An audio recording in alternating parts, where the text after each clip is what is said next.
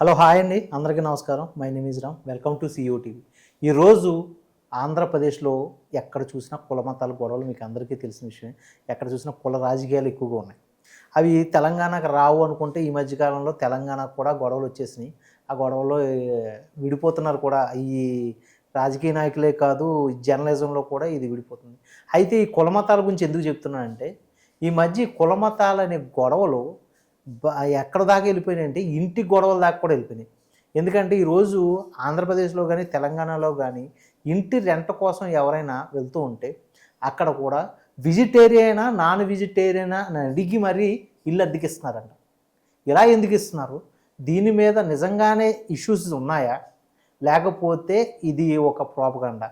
ఇది తెలుసుకుందాం అనేసి నేను ఒక అతన్ని కలిశాను. అతను చెప్పిన వివరణలో మీకు కూడా తెలియజేయాలి.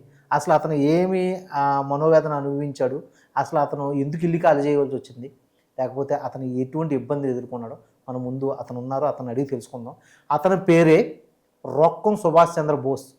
పేరులోనే సుభాష్ చంద్ర బోస్ లాంటి ఒక ఫ్రీడమ్ ఫైటర్ ఉంటే అతను ఈ విషయాన్ని ఎలా జీర్ణించుకున్నాడు అనేది పూర్తిగా అతను అడిగి తెలుసుకుందాం. ఆయన సుభాష్ చంద్ర బోస్ గారు నమస్తే అండి. ఇప్పుడు యాక్చువల్లీ ఇది కుల మతాల సంబంధించిన ఇష్యూ అని అన్నారు కదా. కుల మతాల ఇష్యూ సంబంధించింది కాదు సార్. ఓకే, ఒక ఏంటంటే ఆహార అలవాట్లున్న ఒక రెండు వర్గాలకు సంబంధించిన విషయం గురించి నేను క్లియర్ కట్గా మాట్లాడుతున్నా. అది కూడా నేను ఇప్పుడు ఎందుకు మాట్లాడుతున్నాను అంటే, ఇప్పుడు నేను బ్యాచిలర్గా ఉన్నప్పుడు టూలెట్ ఇక్కడ శాకాహారులకే ఇల్లు అద్దెకి ఇవ్వబడును, ఇక్కడ ఓన్లీ వెజిటేరియన్స్కే ఇల్లు అద్దెకి ఇవ్వబడనని కొన్ని వందల బోర్డులు చూశాను. అంటే ఈ 4 ఏళ్లలో తెలంగాణ ఆంధ్రప్రదేశ్లో వెజిటేరియన్సే లేరు, అందరూ నాన్ వెజిటేరియన్సే అని నేను గట్టిగా చెప్తా. ఎందుకనంటే కలియుగ దైవం వెంకటేశ్వర స్వామి గారి ప్రసాదంలో చాలా కల్తీ జరిగింది, సో మెనీ కొవ్వు పదార్థాలు కలిసినాయి అని చాలా మంది రాజకీయ నాయకులు, చాలా మంది పొలిటీషియన్స్ ఇది జరిగింది ఇది జరగలేదు అని మాట్లాడుతున్నారు కదా. కానీ జరిగింది అని సిట్ రిపోర్ట్ ఇచ్చింది. ఓకే, సో నేను అనేది ఏంటంటే తెలంగాణ ఆంధ్రప్రదేశ్లో అందరూ నాన్ వెజిటేరియన్సే, వెజిటేరియన్స్ అనేవాళ్ళు ఎవరు లేరు అని నేను అంట. ఒక నిమిషం మీరు మాట్లాడొచ్చండి. అయితే మీరు కుల మతాల గురించి అనేసి నేను అన్న దానికి మీరు వ్యతిరేకించారు. నాన్ వెజిటేరియన్ వెజిటేరియన్కి కులాలే కదా కారణం. ఓకే, దాన్ని మీరు ఎలా తీసుకున్నారో నాకు అర్థం కాదు. అండ్ మీరు ఇంకొక కొత్త విషయం లేవనెత్తారు. అదేంటంటే మీ ఇంటి సమస్యకి తిరుమల లడ్డూకి ముడిపెట్టారు. తిరుమల లడ్డూలో నిజంగా జంతువు కొవ్వు కలిసిందని మీరు అభిప్రాయపడుతున్నారా, లేకపోతే అది నిజమని మీరు నిర్ధారించేసుకున్నారా? కలిసిందా కలవలేదా నేను అనట్లేదండి. యాక్చువల్లీ ఏంటంటే నేను అనేది వెజిటేరియన్కి ఇల్లు అద్దెకిస్తారు, నాన్ వెజిటేరియన్స్కి వెజిటేరియన్స్ ఇల్లు రెంట్కి ఇవ్వరు. అది ఎందుకు ఇవ్వరు? మరి దానికి తిరుపతి లడ్డూకి సంబంధం ఏంటి సార్? అవును సార్, ఈ 4 ఏళ్లలో తిరుపతి లడ్డూలో కల్తీ జరిగిందని సిట్ నీకు రిపోర్ట్ ఇచ్చింది. జరిగినప్పుడు వెజిటేరియన్స్ ఎవరున్నారు సార్? అందరూ నాన్ వెజిటేరియన్సే కదా సార్. మీరు మాట్లాడిన మాటల్లో అంటే తిరుపతి లడ్డూలో నిజంగానే జంతు కొవ్వు కలిసిందని మీరు నిర్ధారించుకుంటున్నారు. కలిసింది అని నేను చెప్తున్నాను కదా. కలిసిందని నేను చెప్పడం ఏంటి? చెప్తుంది కదా. షిట్ చెప్పింది అది కాదు కదండి. వెజిటేరియన్ కొవ్వు కలిసింది అంటే కూరగాయల నుంచి తయారు చేసిన కొవ్వు పదార్థాలు మాత్రమే దాంట్లో ఉన్నాయి, కానీ నాన్ వెజ్ అంటే ఈ పంది కొవ్వు కానీ రక్త మాంసాలతో తయారైన కొవ్వు పదార్థాలు ఎక్కడా కూడా లేవు అనేసి షిట్ ఇచ్చింది. మరి అది చదివారో లేదో మరి నాకు తెలియదు. మీరు చెప్పినట్టు ఇస్తే గనక సంతోషపడే వ్యక్తిలో మొదటి వ్యక్తిని నేనే. ఓకే, ఎందుకంటే కలియుగ వెంకటేశ్వర స్వామి గుడిలో లడ్డూ కలిపేవాడికి తెలుస్తుంది కల్తీ అయిందా లేదా అని, కానీ వాళ్ళు ఎవరు బయటకు వచ్చి చెప్పలేదు. ఫర్ సపోజ్ చిన్న ఎగ్జాంపుల్ చెప్తాను. ఇప్పుడు మీ ఇంట్లో రెగ్యులర్ గా వాడే బియ్యం కంటే ఒక కొత్త రకమైన బియ్యం తీసుకొస్తే మీరు రోజు కలుపుకొని తినేటప్పుడే చెప్పేస్తారు ఏంటి బియ్యం మారిందా అని. ఓకే, అవునా కదా? సో ఎందుకంటే బియ్యం మారింది అనే దాన్ని బట్టే మీరు తినే శైలి మారుతుంది, టేస్ట్ మారుతుంది. అలాగే అది కంపల్సరీ అడుగుతాం ఏంటమ్మా ఇంట్లో ఏదైనా కొత్తగా బియ్యం తీసుకొచ్చారా అని. అలాంటప్పుడు సిట్ రిపోర్ట్ ఇచ్చింది ఇలా కల్తీ జరిగింది అని అన్నప్పుడు జరిగిందో జరగలేదో గుడిలో ఉండే అర్చకులు కానీ గుడిలో పనిచేసే లడ్డూలు కలిపే వాళ్ళు కానీ వచ్చి ఒక మాట చెప్పాలి. కానీ వాళ్ళు ఎవ్వరూ బయటకు వచ్చి ఒక మాట మాట్లాడట్లేదు. అందరూ రాజకీయ నాయకులు బయట ఉన్న వాళ్ళే మాట్లాడుతున్నారు తప్ప జరిగింది చూసింది చేసిన వాళ్ళు ఎవ్వరూ ఏమీ మాట్లాడట్లేదు. నేను అనేది అదే, వాళ్ళు వచ్చి బయటకు వచ్చి మాట్లాడితే జరిగిందో జరగలేదో కలిసిందో కలవలేదో, ఇప్పుడు లడ్డు టేస్ట్ ఉంటుంది. ఇప్పుడు నేనే లడ్డూలు చేస్తున్నాను, ఒక 10 సంవత్సరాల నుంచి నేను లడ్డూలు చేస్తున్నాను తిరుపతి దేవస్థానంలో. సో మారింది మారలేదు అన్నది ఎవరికి తెలుస్తుంది? ఫస్ట్ లడ్డూలు కలిపి నాకు తెలుస్తుంది, నెయ్యి సప్లై చేసే నెయ్యి కాచేవాడికి తెలుస్తుంది. కానీ వాళ్ళెవ్వరూ బయటికి రాకుండా ఓన్లీ రిపోర్ట్స్ ద్వారా పలానా కల్తీ జరిగింది అని రాజకీయ నాయకులే మాట్లాడుతున్నారు. వాళ్ళు కాదు మాట్లాడాల్సింది. తిరుపతిలో పనిచేసే ప్రతి ఒక్కళ్ళు బయటకు వచ్చి జరిగిందా జరగలేదా అన్న నిజాన్ని బయట పెట్టాలి అన్నది నా ఉద్దేశం. అలాగే జరిగింది అని అంటే గనక ఈ టూలెట్ బోర్డుల మీద రాసేవి శాఖాహారులకే ఇవ్వబడును అన్న బోర్డులు మాత్రం రాయమాకండి. ఎందుకంటే అందరం ఒకటే, మీరైనా నేనైనా ఎవరైనా అందరం ఒకటే. వెజిటేరియన్స్ నాన్ వెజిటేరియన్, నీకు ఇష్టం ఉంటే వెజిటేరియన్ లేకపోతే నాన్ వెజిటేరియన్ తింటాం, దానిలో తప్పే ఉంది. సార్ ఇక్కడ మీరు ఒక విషయం మర్చిపోతున్నారేమో, మీకు టీటీడీలో పనిచేసే ప్రతి ఎంప్లాయీకి ప్రెస్ మీట్ పెట్టే అధికారం లేదు. ఓన్లీ ఈఓస్కి ఉంటుంది అధికారం. అది as per guidelines of government rules రెగ్యులేషన్స్లో ఉంటుంది. దాంట్లో ఈఓ శ్యామలరావు అని ఒక వ్యక్తి ఉన్నారు. అతను వచ్చి ఇది కలవలేదు అనేసి అతను ప్రెస్ మీట్ చెప్తే దాని మీద గవర్నమెంట్లో ఈ మధ్య నియమితులైన బిఆర్ నాయుడు గారు లాంటి టీటీడీ చైర్మన్ లాంటి వ్యక్తులు వచ్చి కలిసింది, మేము అయితే దీనికి నిదర్శనంగా ఫీల్ అవుతున్నాం, షిట్ వేసాము అనేసి షిట్కి అయితే ఇచ్చేసారు. వన్స్ ఒకసారి కోర్టులోకి వెళ్ళిపోయిన తర్వాత దాని గురించి ప్రభుత్వ అధికారులు ఎక్కడా కూడా మాట్లాడడానికి అధికారం ఉండదు. అయితే మరి అధికారం లేకుండా వాళ్ళు మాట్లాడితే దాని మీద గవర్నమెంట్లు స్పందించి దాని మీద తగు చర్య తీసుకోవచ్చు. అదేంటంటే ఇక్కడ ఉన్న గవర్నమెంట్స్ ఎలా ఉన్నాయంటే వాళ్ళకు ఫేవర్గా మాట్లాడినంత వరకు ఓకేగా తీసుకుంటాయి.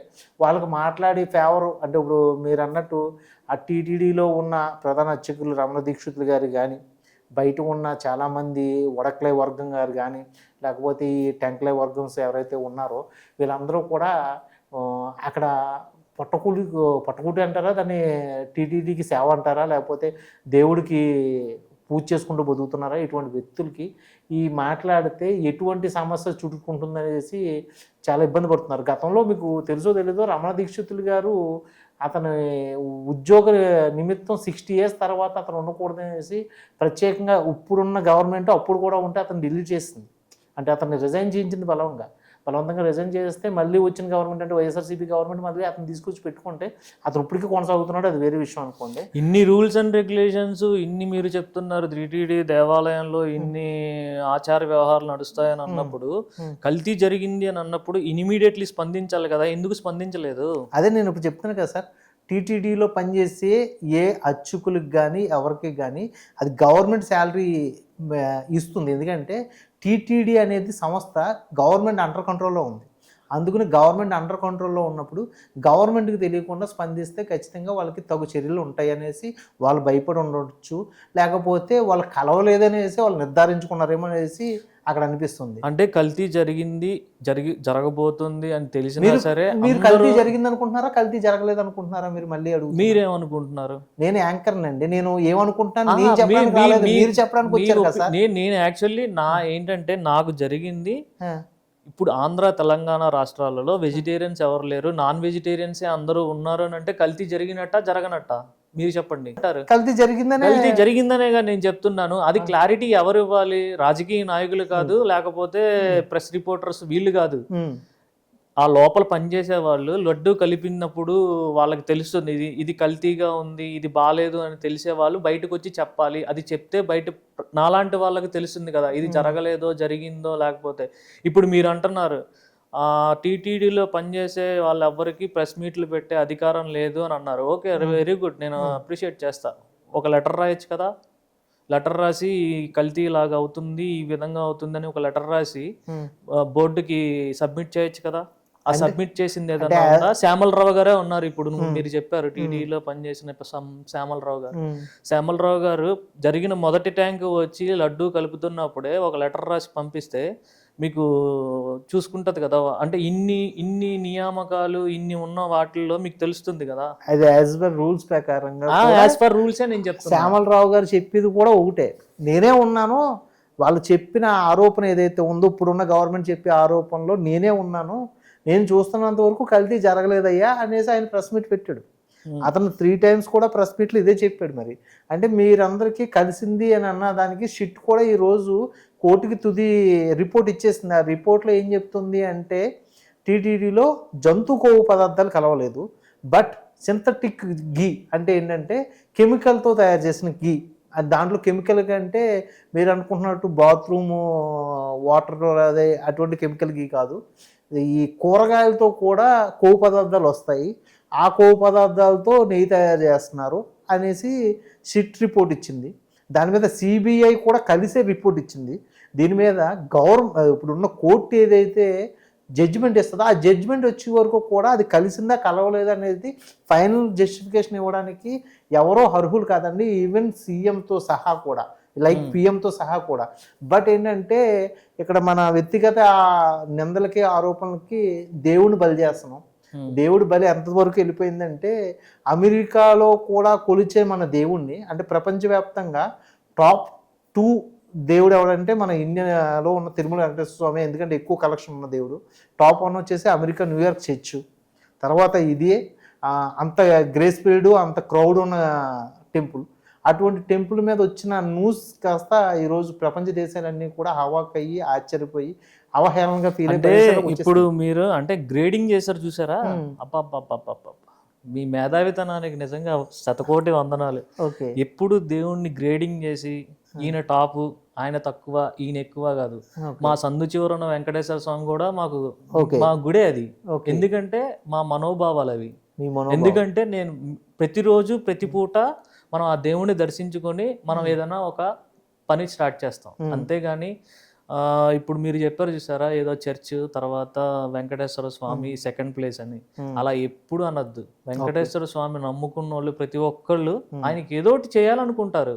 నేను అనేది ఏంటంటే ఈ సెంటిమెంట్స్ తర్వాత ఈ గ్రేడింగ్స్ ఇది తగ్గించాలి మనం. ఎందుకంటే అది వాళ్ళ ఇష్టం. ఇప్పుడు చర్చికి వెళ్ళే వాళ్ళు జీసస్ని నమ్ముతారు. వెంకటేశ్వర స్వామి గుడి, మా సందు చివరన గుడి కూడా మాకు వెంకటేశ్వర స్వామి గుడే. దేవుడు ఎక్కడైనా దేవుడే కానండి. మీరు ఈరోజు అన్నవరం యొక్క దేవుడి యొక్క ప్రతిష్ఠ గొప్పదా, తిరుమల దేవస్థానం యొక్క ప్రతిష్ఠ గొప్పదా అంటే మీరు ఏం చెప్తారు? ఎవరి మనోభావాలకు సంబంధించి వాళ్ళండి. అన్నవరం ఇప్పుడు అంటే మీరు డబ్బులు వచ్చే దాని విషయంలో డబ్బులు వచ్చేది కాదండి, ఎక్కువగా కొలవబడే దేవుడు ఎవరు అంటే తిరుపతి దేవస్థానానికి ఎక్కువ భక్తులు వెళ్తారు. ఇండియాలో ద మోస్ట్ ఫేమస్ టెంపుల్ అని చెప్తారు. ఇప్పుడు మీకు టూరిజంలో చూసుకుంటే తాజ్మహల్ ఫేమస్ లొకేషన్, తర్వాత మైసూర్ అలాంటి ఫేమస్ అయిన గుడిలో మీరు కెమికల్ సంబంధించిన నెయ్యిని కలిపి కలుషితం చేసి అన్ని ఆటలాడారంటే మరి చూసుకోండి. మీరు ఇప్పుడు మీరు తిరుమల దేవస్థానం లడ్డూలో ఉన్న నెయ్యికి మీరు ముడి పెడుతున్నారు. అసలు మీరు ఏ ఇంటి దగ్గర మీరు ఈ సమస్యను ఎదుర్కొన్నారు? ఫస్ట్ ఆఫ్ అది చెప్పండి. ప్రతి ఒక్కళ్ళు అండి హైదరాబాద్లో కష్టపడి పనిచేద్దాం ప్రతి ఒక్కళ్ళు టూలెట్ బోర్డు చూసి ఇక్కడ వెజిటేరియన్స్కే ఇల్లు అద్దెకి ఇవ్వబడి అంటే అనిపిస్తుంది, అరే మనకు అన్ని కంఫర్ట్స్ ఉన్నాయి కానీ మనం ఇలా నాన్ వెజిటేరియన్స్ కదా, ఈ వెజిటేరియన్స్కి ఇవ్వరు కదా అని అంటే ఇప్పుడు ఏంటంటే నేను అనేది ఎవరిని ఉద్దేశించి ఎవరిని కించపరిచేటట్టు నేను మాట్లాడట్లేదు. కానీ నేను అనేది ఏంటంటే మీరే అంటున్నారు కదా ఇప్పుడు ఆ నెయ్యి కల్తీ జరగలేదు, వెజిటేరియన్స్ కెమికల్స్ ఇవి కలిసినవి చాలా మంచిదే అని. అంత టీడీడీ అంత అంత అత్యద్భుతమైన కలియుగ దైవమైన వెంకటేశ్వర స్వామి గుడిలో నెయ్యి కొనుక్కోవచ్చు కదా, ఒరిజినల్ నెయ్యి. ఇప్పుడు 800-1000 రూపాయలు పెట్టి నెయ్యి కొనుక్కొని చేయొచ్చు కదా. కెమికల్స్ సంబంధించిందే తీసుకొచ్చి లడ్డూలు తయారు చేయాల్సిన అవసరం ఏంటి? నేను అనేది అది. యాక్చువల్లీ ఇక్కడ నెయ్యి కొంటున్నారండి, మరి ఈయన నెయ్యి కొనుక్కోవచ్చు కదా, ఫ్రీగా తీసుకుంటున్నారా అని దాని అర్థంగా మరి ఆయన చెప్తున్నారు. నేను దేని మీద డిబేట్ పెడుతున్నాను నాకే అర్థం కావట్లేదు. బట్ అది పక్కన పెట్టేస్తే సార్, ఇప్పుడు నా క్వశ్చన్ ఏంటంటే అసలు మీరు ఈ వెజిటేరియన్కి నాన్ వెజిటేరియన్కి డిఫరెన్స్ చెప్తున్నారు. ఆ నాన్ వెజ్ అనే వాళ్ళు ఎవరు, వెజిటేరియన్ వాళ్ళు ఎవరు అనే ఒక వ్యవస్థ మన భారతదేశంలో ఎప్పటి నుంచో ఒక చర్చగా ఉంటుంది. అందులో నాన్ వెజిటేరియన్ వాళ్ళు అంటే కొంచెం ఈ క్యాస్ట్ పరంగా విడదీస్తారు, వెజిటేరియన్ అంటే బ్రాహ్మిన్స్ వైసెస్ ఇలాంటి అని విడదీస్తారు. మరి వీళ్ళు కాకుండా స్పెషల్గా వెజిటేరియన్ తినే వాళ్ళు ఏమన్నా ఒక వర్గంగా ఫామ్ అయ్యి ఇలా టూలెట్ బోర్డులో వెజిటేరియన్ తినే వాళ్ళు మాత్రమే మా ఇంట్లో ఉండాలని పెడుతున్నారు సార్. అంటే సార్ మీరు ఎక్కడ ఏ ఊరు నుంచి వచ్చారు సార్? మీరు హైదరాబాద్కి? నేను వెస్ట్ గోదావరి నుంచి వచ్చాను. వెస్ట్ గోదావరి నుంచి వచ్చినప్పుడు మీరు వెజిటేరియన్స్కి ఇవ్వబడునని టూలెట్ బోర్డు ఎక్కడా చూడలేదా మీరు? నేను ఇప్పుడు వరకు అటువంటి స్పేస్ చేయలేదు ఓకే, కాబట్టి. అంటే మీరు అంటే ఒకటో రెండో ఇల్లులు చూసేసి దిగిపోయి ఉంటారు మీ కన్వీనియంట్ ప్రకారం. కానీ నేను చాలా ఇల్లులు చూశాను. ఓకే. ఓకే, మీరే కాదు నాలాగా చాలా మంది హైదరాబాద్లో ఈ రోజు మీరు అంటే అక్కడ కూర్చొని నేను చూడలేదు నాకు తెలియదు అని అంటున్నారు. అది అవివేకం. యాక్చువల్లీ ఏంటంటే ఒక బ్యాచిలర్గా హైదరాబాద్కి వచ్చినప్పుడు ఇలాంటి బోర్డులు వందల వేలు. మీరు ఇప్పుడు నాతో పాటు బండేసుకురండి, ఈ చుట్టుపక్కల నేను టూలెట్ బోర్డులో వెజిటేరియన్ది ఉన్నది అని అంటే కనుక నేను ఈ టాపిక్ ఇక్కడే మీకు నమస్కారం పెట్టి సారీ సార్ నేను తప్పు మాట్లాడానని వెళ్ళిపోతా. ఓకే. ఇప్పుడు అది ఒక విషయం పక్కన పెడితే అతను కులవారీగా విడదీయలేదు కదా, అతనికి నాన్ వెజ్ పడదేమో, తను ఉంటున్న ఇంట్లో నాలా వెజిటేరియన్ ఉండవాలని కోరుకోవడంలో తప్పే ఉంది సార్.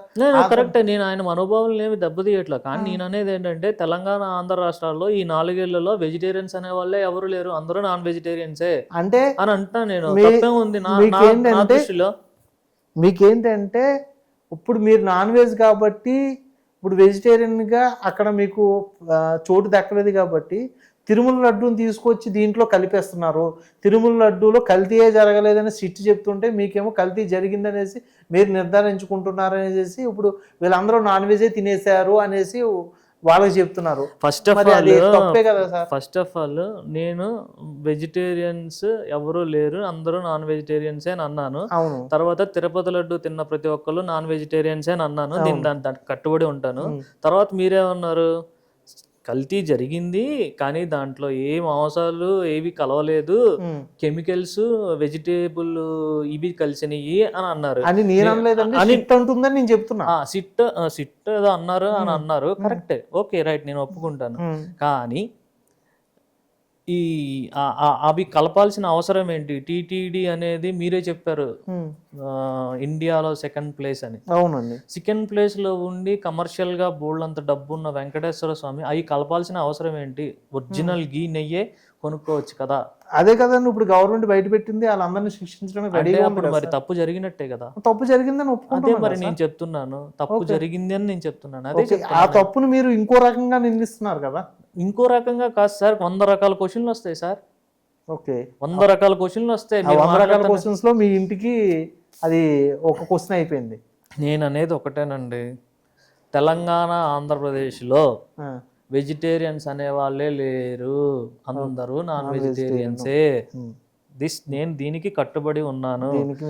టూలెట్ ఇక్కడ వెజిటేరియన్స్కే ఇల్లు అద్దెకి ఇవ్వబడును అని బోర్డు పెట్టే ప్రతి ఒక్కరికి చెప్తున్నాను, వెజిటేరియన్స్ అనే వాళ్ళు లేరు, అందరూ నాన్ వెజిటేరియన్సే. ఓకే, ఇదే మీ ఫైనల్ డెసిషన్? ఎస్. దీని మీద మీరు కన్క్లూజన్ ఏమిస్తారు? కన్క్లూజన్ అంటే ఏం లేదు, అదే చెప్తున్నాను కదా, తిరుపతి లడ్డు తిన్న ప్రతి ఒక్కళ్ళు నాన్ వెజిటేరియన్సే అని నేను అంటాను. ఓకే, అందుకనేసి మీకు ఎవరైనా ఇల్లు అద్దెకి ఇచ్చిన వాళ్ళు ఇలా నాన్ వెజిటేరియన్ బోర్డు పెట్టవలసిన అవసరం లేదు, ఇక పెట్టలేదు, ఇక అందరూ నాన్ వెజిటేరియన్ మీరు చెప్తున్నాను. ఇదండి ఈ పాడ్కాస్ట్ యొక్క ముఖ్యమైన ఇన్ఫర్మేషన్. ఇక్కడ ఇప్పుడు సుభాష్ చంద్రబోస్ గారు చెప్తున్న విషయం ఏంటంటే, ఇప్పుడు ఇండియాలోనే కాదు, ఇప్పుడు మొత్తం తెలుగు 2 రాష్ట్రాల్లో కూడా అందరూ నాన్ వెజిటేరియన్సే ఉన్నారంట.